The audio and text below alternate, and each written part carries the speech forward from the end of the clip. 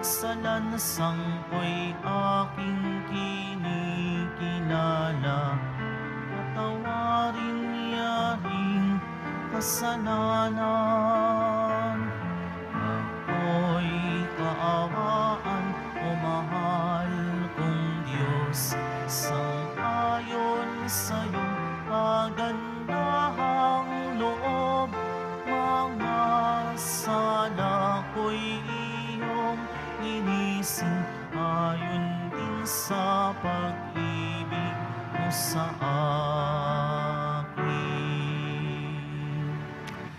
Simulan natin ang ating pagdiriwang sa ngalan ng Ama at ng Anak at ng Espiritu Santo. Amen. Ang pagpapala ng ating Panginoong Hesukristo, ang pag-ibig ng Diyos Ama, at ang pakikipagkaisa ng Espiritu Santo naway sumain lahat. At sumaiyo rin. Mga kapatid, tinipon tayo bilang kaanib ng angka ng Diyos. Kaya dumulog tayo sa mawaing Panginoong nagpapatawad ng lubos. Sinugong tagapagpagaling sa mga nagsisisi, Panginoon, kaawaan mo kami. Panginoon, kaawaan mo kami. Dumating na tagapag-anyayang mga makasalanan ay magsisi. Kristo, kaawaan mo kami. Kristo, kaawaan mo kami. Nakaluklok ka sa kanan ng Diyos Ama para ipamagitan kami. Panginoon, kaawaan mo kami. Panginoon, kaawaan mo kami. Kaawan tayo na makapangyarihang Diyos, patawarin tayo sa ating mga kasalanan at patnubayan tayo sa buhay na walang hanggan. Amen. Manalangin tayo. Ama naming makapangyarihan, ikaw ay nagmamagandang loob na sa iyong pagpapala kami ay mapuspos. Kaya't ihanda mo kaming kamtin ang iyong alindog sa langit, pakundangan sa pagbabago sa luma naming ugali ay ipinalit. Sa pamamagitan ni Jesucristo, kasama ng Espiritu Santo, magpasawalang hanggan. Amen. Magsiupo po ang lahat.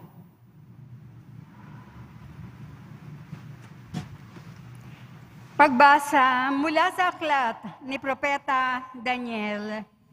Noong mga araw na iyon, ang mga tao ay nagkaisang parusahan ng kamatayan, si Susana. Dahil dito, malakas at umiiyak na sinabi ni Susana, Diyos na walang hanggan, nalalaman mo po ang lahat ng lihim at nakikita ang lahat ng bagay bago pa mangyari. Alam mo pong walang katotohanan ang ibinibintang nila sa akin. Hindi ko ginagawa kailanman ang ipinararatang nila sa akin. Bakit ako kailangang mamatay? Dininig ng Diyos ang kanyang dalangin nang si Susana ay dinadala na sa pagpapatayan sa kanya. Isang binatang nagngangalang Daniel ang malakas na tumutol. Ayokong mapabilang sa magbububo ng dugo ng babaeng ito, sabi niya. Tinanong siya ng mga tao, ano ang ibig mong sabihin, binata? Lumapit sa unahan ang binata at nagpatuloy ng pagsasalita. Mga Israelita, hangal ba kayo at hinahatulan ninyo ang babaeng ito nang di muna sinisiyasat at maingat na sinasaliksik ang katotohanan? Kailangang ulitin ang paglilitis. Walang katotohanan ang katibayang inilahad ng dalawang iyan. Nagdudumaling bumalik ang mga tao. Sinabi ng mga pinuno, Daniel, yamang binigyan ka ng Diyos ng karunungang gaya ng sa isang matanda. Halika at sumama ka sa amin sa paghatol sa usaping ito. Pagkatapos, nagsalita si Daniel, "Paglayuin ninyo ang dalawang hukom at magkahiwalay ko silang sisiyasatin." Nang mapaglayo na sila, tinawag ni Daniel ang isa at sinabi, "Matandang walang pinagkatandaan, inilalantad ka na ng maraming kasalanang ginawa mo. Hindi makatarungan ang mga hatol na iginagawad mo. Pinarurusahan mo ang walang kasalanan at pinalalaya ang talagang nagkasala. Di ba sinabi ng Diyos, huwag ninyong parurusahan ng kamatayan ang walang sala. Kung talagang nakita mo ang ipinararatang mo sa babaeng ito, sabihin mo sa amin, sa ilalim ng anong puno sila nagtatalik ng matutop ninyo?" Sumagot sila, "Sa ilalim ng punong hati." Sinabi ni Daniel, gayon, buhay mo ang kapalit ng iyong sagot, pagkat ibinigay na ng Diyos sa kanyang anghel ang parusa mo, at hahatiin ka sa dalawa. Inilayo siya roon at ipinatawag ang kanyang kasama. Paglapit nito, sinabi ni Daniel, "Ikaw naman, anak ni Kanaan, hindi ka tunay na Hudyo. Binihag ka ng alindog ng babae, ang iyong isip at inalipin ng kahalayan ang iyong puso. Alam na namin ngayon ang ginagawa mo sa kababaihan ng Israel. Tinatakot mo sila para pagbigyan ng iyong kahalayan. Subalit narito ang isang babae ng Huda na hindi natakot sa iyong kaimbihan. Sabihin mo, sa ilalim ng anong puno ninyo nakita ang inyong pinagbibintangan?" At sumagot ang matanda, "Sa ilalim ng punong putol." Gayon. Pakli naman ni Daniel, "Buhay mo ang katumbas ng kasinungalingang ito, pagkat naghihintay na ang mga anghel ng Panginoon upang putulin ka sa pamamagitan ng tabak." Dahil dito, nagsigawan sa tuwa ang lahat ng nakasaksi at nagpuri sila sa Diyos sapagkat inililigtas niya ang mga nagtitiwala sa Kanya. Binalingan nila ang dalawang hukom matapos patunayan ni Daniel na sila'y nagsisinungaling at nanumpa ng di totoo. Hinatulan silang mamatay. Ayon sa kautusan ni Moises, ang nagparatang ng di totoo ay siyang lalapatan ng parusang nakatakda sa kasalanang ipinaratang nila. Naligtas nga sa kamatayan ang isang taong walang kasalanan. Ang salita ng Diyos. Salamat sa Diyos. Kahit sa daang madilim, Panginoon ko'y kapiling. Kahit sa daang madilim, Panginoon ko'y kapiling. Panginooy aking pastol, hindi ako magkukulang. Ako'y pinahihimlay sa mainam na pastulan, at inaakay niya ako sa tahimik na batisan. Binibigyan niya ako niyong bagong kalakasan. Kahit sa daang madilim, Panginoon ko'y kapiling. At sang-ayon sa pangako na kaniyang binitiwan, sa matuwid na landasi, doon ako inaakay. Kahit na hanggang iyo'y tumatahak sa karimlan, hindi ako matatakot, pagkat ika'y kaagapay, at tungkod mo at pamalo, ang gabay ko at sanggalang. Kahit sa daang madilim, Panginoon ko'y kapiling. Sa harapan ng lingkod mo, ikaw ay may handang dulang. Ito yung ginagawang nakikita ng kaaway. Nalulugod ka sa akin, na ulo ko ay langisan, at pati na ang kalis ko ay iyong pinaapaw. Kahit sa daang madilim, Panginoong ko'y kapiling. Tunay na ang pag-ibig mo at ang iyong kabutihan, sasaakit tataglayin habang ako'y nabubuhay. Doon ako sa templo mo, lalagi at mananahan. Kahit sa daang madilim, Panginoong ko'y kapiling. Magsitayo po ang lahat.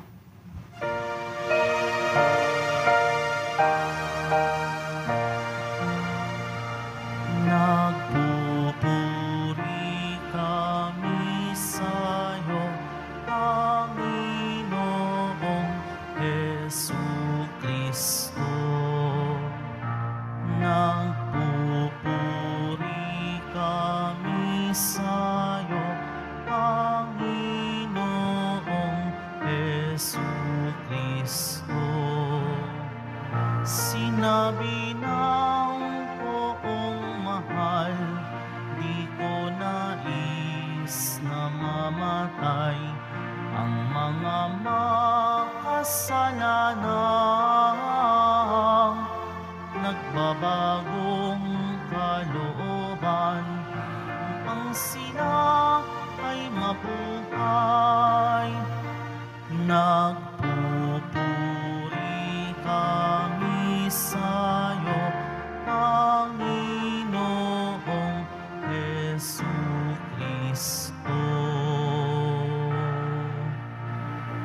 Sumainyo ang Panginoon. At sumaiyo rin. Ang mabuting balita ng Panginoon ayon kay San Juan. Papuri sa iyo, Panginoon.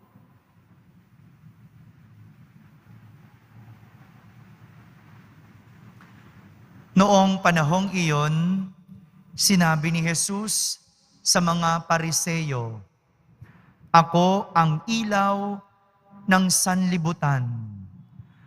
Ang sumusunod sa akin ay magkakaroon ng ilaw na nagbibigay buhay at di na lalakad sa kadiliman."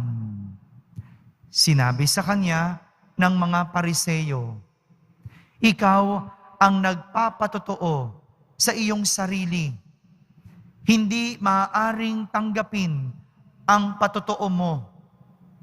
Sumagot si Jesus, "Kahit ako ang nagpapatotoo sa aking sarili, totoo ang aking sinasabi, sapagkat alam ko kung saan ako nanggaling at kung saan ako paroroon.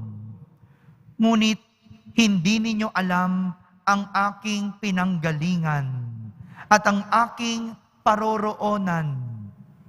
Humahatol kayo ayon sa paghatol ng tao, ngunit hindi ako humahatol kanino man. Humatol man ako, tama ang aking hatol, sapagkat hindi lamang ako ang humahatol, kundi ako at ang amang nagsugo sa akin. Nasusulat sa inyong kautusan na dapat tanggapin ang patotoo ng dalawang tao.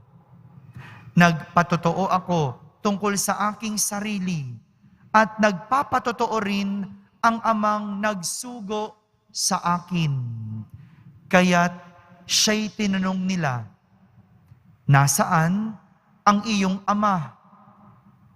Sumagot si Jesus, "Hindi ninyo nakikilala ni ang aking ama. Kung nakikilala ninyo ako, siya'y makikilala rin ninyo." Ito'y sinabi ni Jesus nang siya'y nagtuturo sa templo sa may lalagyan ng kaloob. Ngunit walang nangahas, humuli sa kanya sapagkat hindi pa niya oras. Mga kapatid, ang mabuting balita ng Panginoon. Pinupuri ka namin, Panginoong Heso Kristo. Magsupo po ang lahat. Magandang araw po sa inyong lahat. Pakibati mo naman yung katabi mo ng magandang araw. Yan. Pakitingnan na rin kung gising ang katabi mo. Yan, gising, no? Medyo mahaba yung kwento na narinig natin sa ating unang pagbasa.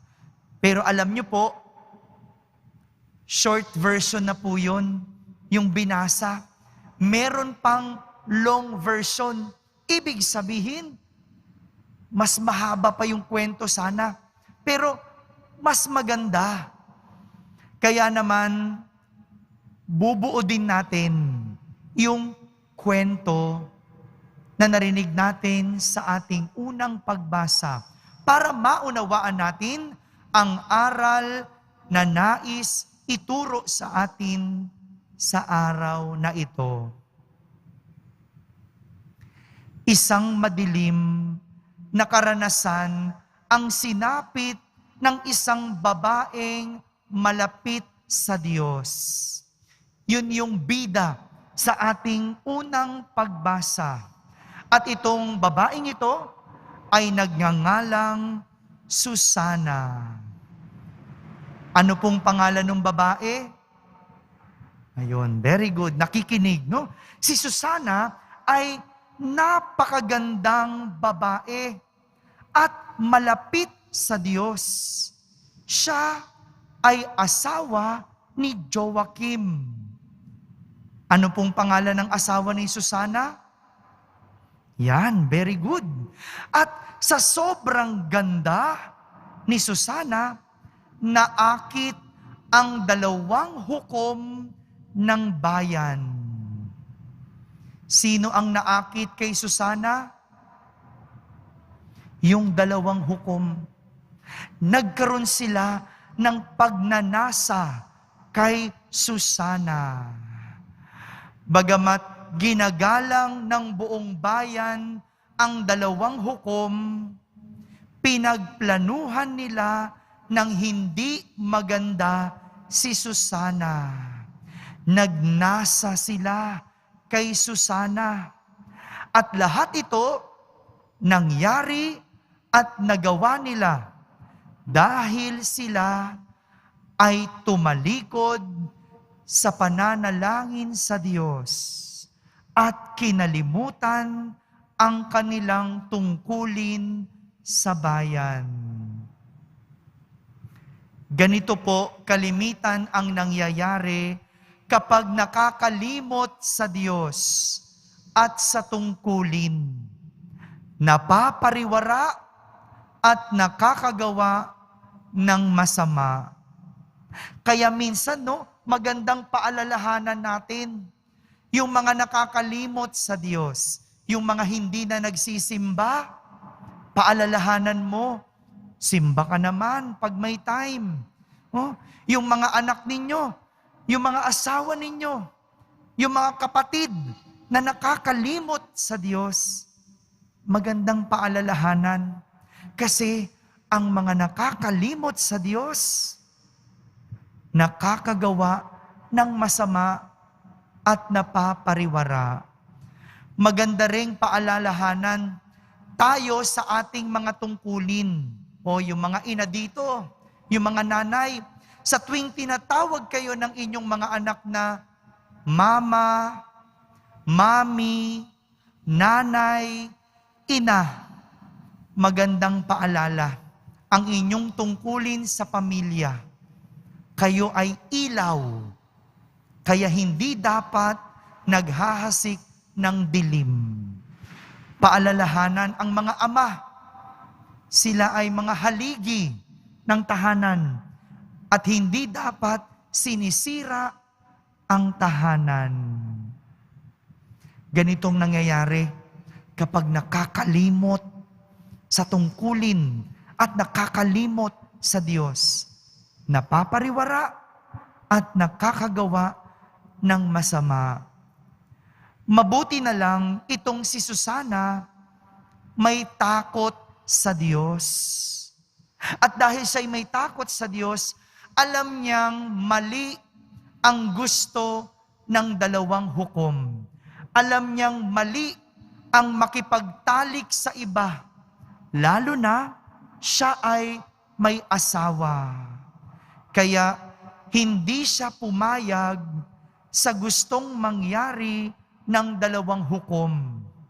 At sabi ni Susana, hindi ako makapapayag sa inyong hinihingi. Mamatamisin kong lasapin ang tindi ng inyong higanti kaysa magkasala ako laban sa Diyos. Malinaw kay Susana kung ano ang tama at mabuti sapagkat siya'y makadiyos. Dahil may takot si Susana sa Diyos, maliwanag ang dapat at mabuti niyang gawin at piliin. Dahil dito, pinaratangan si Susana ng mga hukom ng maling kwento. Dahil hindi siya pumayag, sinabi ng mga hukom na nahuli nila si Susana na nakikipagtalik sa ibang lalaki. Dahil ginagalang ang mga hukom, pinaniwalaan sila sa kanilang kasinungalingan. Pinaniwalaan sila ng taong bayan sa kanilang maling paratang.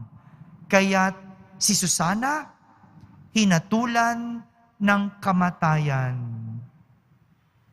Pero dahil sa katapatan ni Susana sa Diyos, ang Diyos ang gumawa ng paraan para siya ay maligtas. At ito ay sa pamamagitan ni Propeta Daniel, na siyang naglitis sa kaso ni Susana. Sa huli, ang mga sinungaling ay nabuking. Ang mga nagpaparatang ng mali ang siyang naparusahan. Mga kapatid, ito ang aral na nais ituro sa atin ng ating mga pagbasa sa araw na ito, na siya ring ating sinambit sa ating Salmo Responsorio. Tandaan ninyo, ang sinabi ng Salmo Responsorio, kahit sa daang madilim, Panginoon ko'y kapiling. Tandaan nyo yan. Kahit sa daang madilim, Panginoon ko'y kapiling. Ito din po yung sinasabi ni Jesus sa mga Pariseyo sa ating ebanghelyo. Sabi ni Jesus, ako ang ilaw ng sanlibutan. Ang sumusunod sa akin ay magkakaroon ng ilaw na nagbibigay buhay at hindi na lalakad sa kadiliman. Marami sa atin namumuhay sa madilim, kaya nadadapa, naliligaw at nagkakamali. Kinakalimutan ang Diyos, kaya hindi naliliwanagan at naiilawan ang buhay. Ito yung malungkot. Marami namumuhay sa kadiliman, kaya naliligaw, nadadapa at nawawala. Pero ang mas malala ay yung nagdadasal sa Diyos, nagsisimba, nagdedebosyon, pero patuloy na namumuhay sa kadiliman. Patuloy sa paggawa ng kasamaan. Nakakalungkot. May ilaw na, pero hindi ginagamit. Maliwanag naman kung ano ang tama at mabuti, pero pumipikit. Alam ang matuwid na daan, pero nangangaliwa at lumiliko ng landas.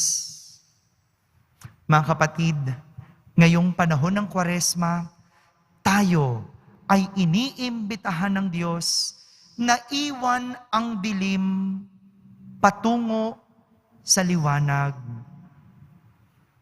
Balikan natin ang Diyos na siyang ilaw ng ating buhay para ang lahat ng mga nadidiliman, ang lahat ng mga naliligaw, ang lahat ng mga nadadapa at nagkakamali ay maliliwanagan at makakaranas ng ilaw. Amen. Migsi tayo po ang lahat. Minamahal kong mga kapatid, naaalala natin ang pagkahabag ni Jesus sa babaeng nakiapid. Tumawag tayo sa Kanya sa ating panalangin, nakatitiyak na tayo rin ay Kanyang kahahabagan. Ating sambitin sa bawat panalangin, Panginoon, nagtitiwala kami sa iyo. Panginoon, nagtitiwala kami sa iyo. Ang mga napalayo sa Diyos dahil sa kasalanan, naway makaranas ng mapagmahal na habag ng tagapagligtas. Manalangin tayo. Panginoon, nagtitiwala kami sa iyo. Atin nawang iwasan ang paghatol sa iba at sa halip ay tingnan ang ating sariling buhay sa mata ng Diyos. Manalangin tayo. Panginoon, nagtitiwala kami sa iyo. Ang mga may mabibigat na pasaning dala ng kahirapan at alalahanin, naway maunawaan na hindi sila iniiwan ng Diyos. Manalangin tayo. Panginoon, nagtitiwala kami sa iyo. Ang mga nagdurusa dahil sa maling hatol, naway patatagin ng Panginoon. Manalangin tayo. Panginoon, nagtitiwala kami sa iyo. Sa katahimikan, ating ilapit sa Diyos ang ating mga pansariling kahilingan.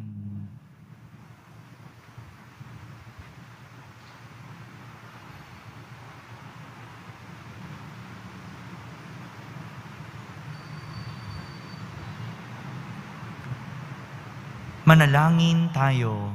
Panginoon, nagtitiwala kami sa iyo. Ama naming nasa langit, tulungan mo kaming maging mapagpatawad sa mga taong hindi maganda ang pakikitungo sa amin. Idinadalangin namin ito sa pamamagitan ni Kristo na aming Panginoon. Amen. Magsiupo pa lahat.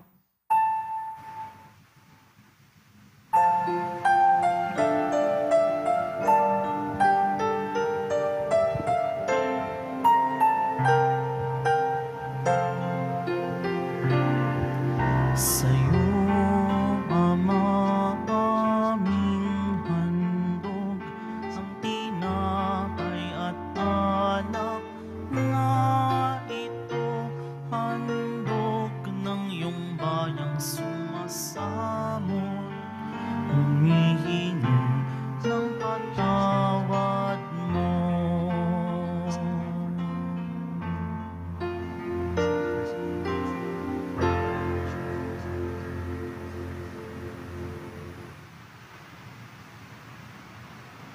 Magsitayo po ang lahat. Manalangin kayo mga kapatid upang ang paghahain natin ay kalugdan ng Diyos amang makapangyarihan.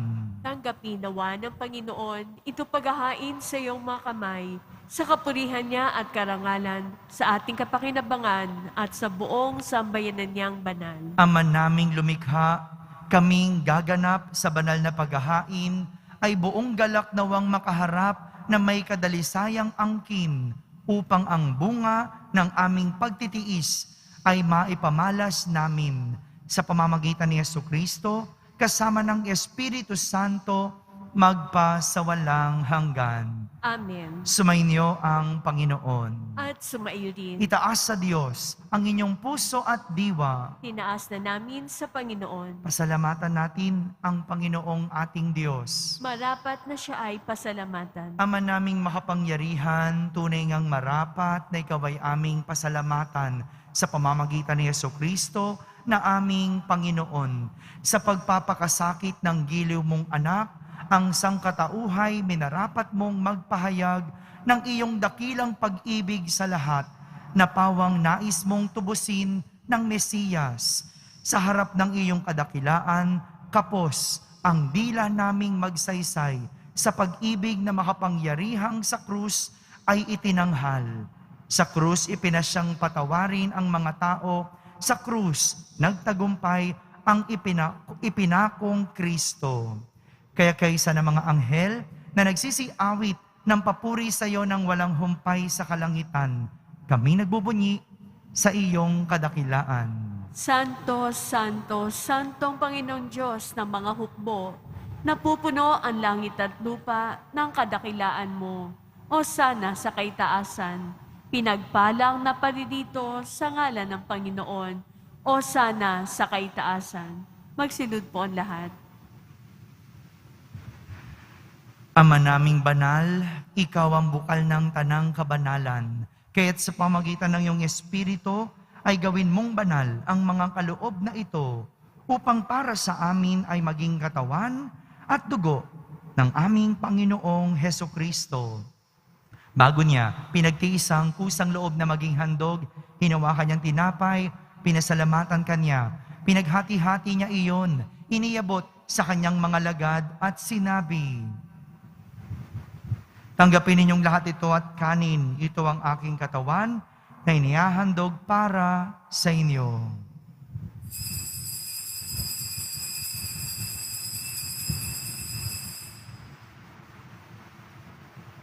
Gayon din naman, nung matapos ang hapunan, hinawakan niyang kalis, muli kanyang pinasalamatan. Iniabot niyang kalis sa kanyang mga lagad at sinabi, tanggapin ninyong lahat ito at inumin. Ito ang kalis ng aking dugo, ng bago at walang hanggang tipan. Ang aking dugo na ibubuhos para sa inyo at para sa lahat, sa ikapagpapatawad ng mga kasalanan. Gawin ninyo ito sa pag-alaala sa akin.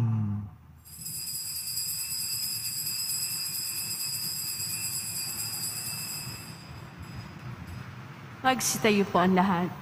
Ipagbunyi natin ang misteryo ng pananampalataya. Si Kristo'y namatay, si Kristo'y nabuhay, si Kristo'y babalik sa wakas ng panahon. Ama, ginagawa namin ngayon ang pag-alaala sa pagkamatay at muling pagkabuhay ng iyong anak, kaya't inaalay namin sa iyo ang tinapay na nagbibigay buhay at ang kalis na nagkakaloob ng kaligtasan. Kami nagpapasalamat dahil kami iyong minarapat na tumayo sa harap mo para maglingkod sa iyo. Isinasamo namin kaming magsasalo-salo sa katawan at dugo ni Kristo ay mabuklod sa pagkakaisa sa pamamagitan ng Espiritu Santo. Ama, lingapin mo ang iyong simbahang laganap sa buong daigdig. Puspusin mo kami sa pag-ibig kaysa ni Francisco na aming Papa, ni Jose na aming Obispo at ng Tanang Kaparian. Alalahanin mo rin ang mga kapatid naming nahimlay na may pag-asang sila'y muling mabubuhay. Gayon din ang lahat ng mga pumanaw. Kaawan mo sila at patuloyin sa iyong kaliwanagan. Kaawan mo at pagindapating kaming lahat na makasalo sa iyong buhay na walang wakas. Kaisa ng mahal na Birheng Maria na Ina ng Diyos, ng kabiyak ng puso niyang si San Jose, kaysa ng mga apostol at ng lahat ng mga banal na namuhay dito sa daigdig ng kalugod-lugod sa iyo. May pagdiwang nawa namin ang pagpupuri sa kararangal mo sa pamamagitan ng iyong anak na aming Panginoong Hesukristo. Sa pamamagitan ni Kristo, kasama niya at sa Kanya, ang lahat ng parangal at papuri ay sa iyo, Diyos Amang makapangyarihan, kasama ng Espiritu Santo, magpasawalang hanggan. Amen. Sa tagubilin ng mga nakahagaling na utos at turo ni Jesus na Panginoon natin at Diyos, ipahayag natin ng lakas loob. Ama namin, sumasalangit ka, sambahin ang ngalan mo, mapasa amin ang kaharian mo. Sundin ang loob mo dito sa lupa para nang sa langit. Bigyan mo po kami ngayon ng aming kakanin sa araw-araw. At patawarin mo kami sa aming mga sala, para ng pagpapatawad namin sa nagkakasala sa amin. At huwag mo kaming ipahintulot sa tukso, at yadya mo kami sa lahat ng masama. Amen. Hinihiling namin kami iadya sa lahat ng masama, pagkalooban ng kapayapaan araw-araw, iligtas sa kasalanan at ilayo sa lahat ng kapahamakan, samantalang aming pinananabikan ang dakilang araw ng pagpapahayag ng tagapagligtas naming si Heso Kristo. Sapagkat iyo ang kaharian, ang kapangyarihan at ang kapurihan, magpakailanman. Amen. Panginoong Heso Kristo, sinabi mo sa iyong mga apostol, kapayapaan ang iniiwan ko sa inyo, ang aking kapayapaan ang ibinibigay ko sa inyo. Tunghayan mo ang aming pananampalataya at wag ang aming pagkakasala. Pagkalooban mo kami ng kapayapaan at pagkakaisa ayon sa iyong kalooban, kasama ng Espiritu Santo, magpasawalang hanggan. Amen. Ang kapayapaan ng Panginoon ay laging sumainyo. At sumaiyo rin. Magbigayin kayo ng kapayapaan sa isa't isa. Kapayapaan po para sa lahat. Kordero ng Diyos, na nag-aalis sa mga kasalanan ng sanlibutan, maawa ka sa amin. Kordero ng Diyos, na nag-aalis sa mga kasalanan ng sanlibutan, maawa ka sa amin. Kordero ng Diyos, na nag-aalis sa mga kasalanan ng sanlibutan, ipagkaloob mo sa amin ang kapayapaan. Magsilod po ang lahat.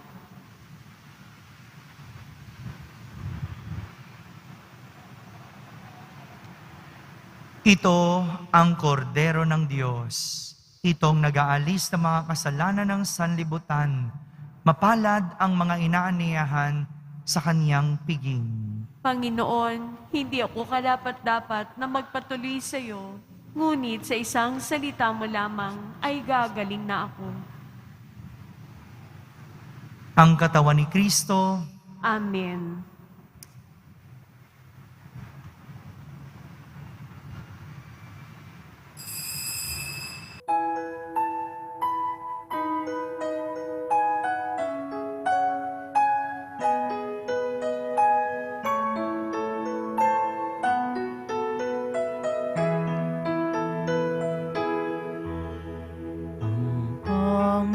Panginoon, ang aking pastol, hindi ako magkukulang.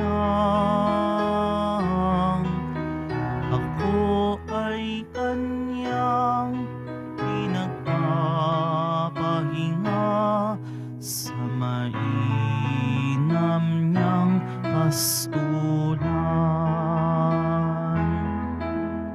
Inakay ako sa tahimik na batis at dulot niya'y bagong lakas.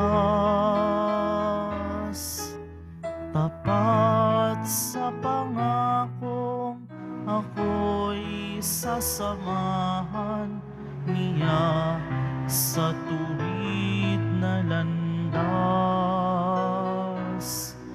Ang Panginoon,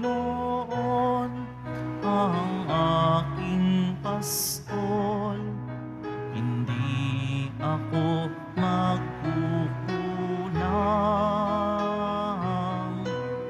Ako ay kanyang pinagpapahinga sa mainam niyang pastulan.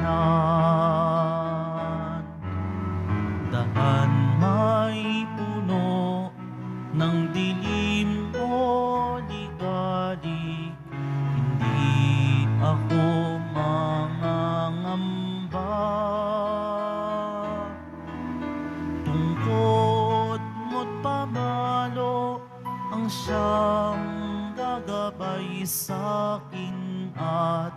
sa sanggalang tuwina.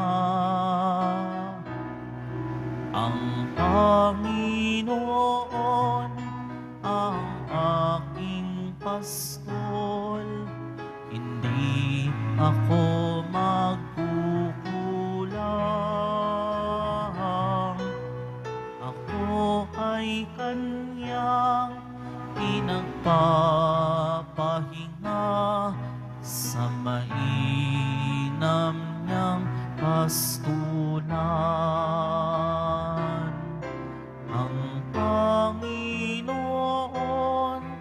ang aking pastol, hindi ako magkukulang. Ako ay kanyang pinagpapahinga sa mainam niyang pastulan.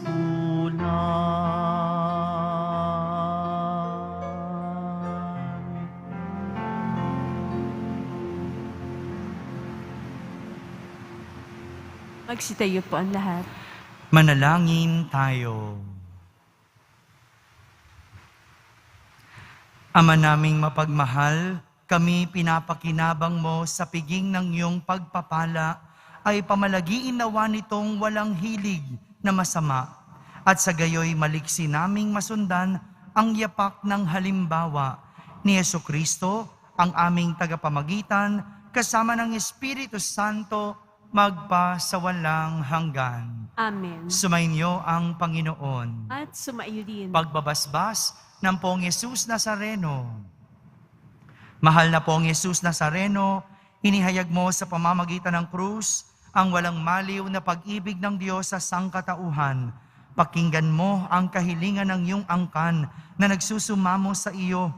Makamtanawan nila ang inyong katugunan at tanggapin ang kasagutan na may utang na loob na tinatanaw. Basbasan din po ninyo ang lahat na may karamdaman, nahihirapan, may mga dalang imahen at dasalan. Sa pamamagitan ng bendisyon na ito, naway maalala nila ang mga pangako nila noon sa binyag na ikaw ang kanilang iibigin at paglilingkuran bilang Panginoon magpa sa walang hanggan. Amen. At pagpalain kayo ng makapangyarihang Diyos, Ama, Anak, at Espiritu Santo. Amen. Tapos na pong ating pagdiriwang, humaykeng taglay ang pag-ibig at kapayapaan ng Poong Yesus Nazareno. Salamat sa Diyos.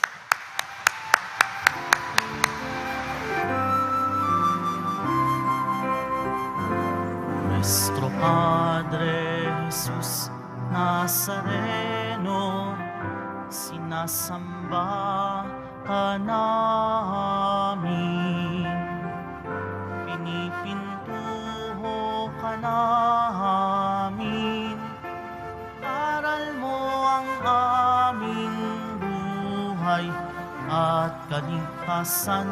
Nuestro Padre Jesus Nazareno, iligtas mo kami sa kasalanan. Ang krus mong kinamatayan ay sagisag ng aming kaligtasan. Nuestro Padre Jesus Nazareno, dinarangal ka namin. Nuestro Padre Jesus Nazareno, nilulwalhati ka namin. Nuestro Padre Jesus Nazareno, dinarangal ka namin. Nuestro Padre Jesus Nazareno, nilulwalhati